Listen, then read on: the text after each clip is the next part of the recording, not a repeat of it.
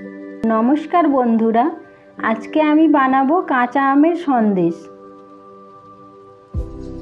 তার জন্য গাছ থেকে কাঁচা আম পেড়ে নেব। কাঁচা আম পেড়ে নিয়েছি। এরপর আমটার খোসা ছাড়িয়ে নেব। খোসা ছাড়ানো হয়ে গেছে, জল দিয়ে ভালো করে আমটাকে ধুয়ে নেব। একটা গ্রেটার দিয়ে আমটাকে কুড়িয়ে নেব। আম কোরানো হয়ে গেছে। এরপর কড়াইতে দুধ গরম করতে দেব। দুধটা ফুটে গেলে ওর মধ্যে ভিনেগার দিয়ে দেব। ভিনেগার দিয়ে ছানা কাটিয়ে নিয়েছি, ছানাটা ছেঁকে নেব।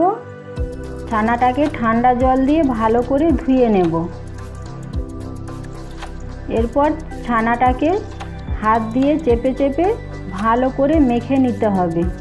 ভালো করে নরম করে মেখে নিয়েছি। এরপর কড়াইতে চিনি দেব, জল দেব, ওর মধ্যে গ্রেট করা কাঁচা আম দিয়ে দেব।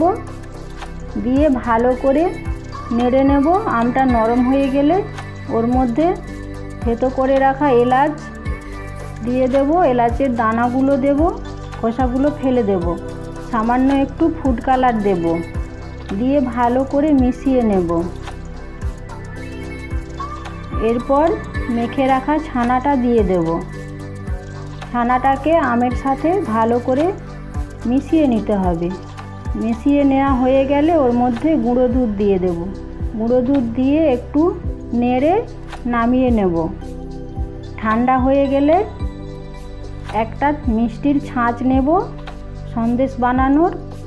ওর মধ্যে ঘি লাগিয়ে নেব, হাতে একটু ঘি লাগিয়ে নেব।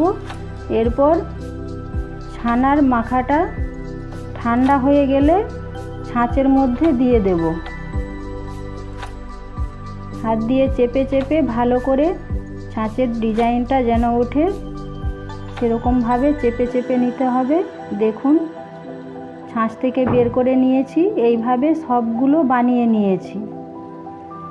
কত সুন্দর লাগছে দেখতে, পুরো মিষ্টির দোকানের মতো।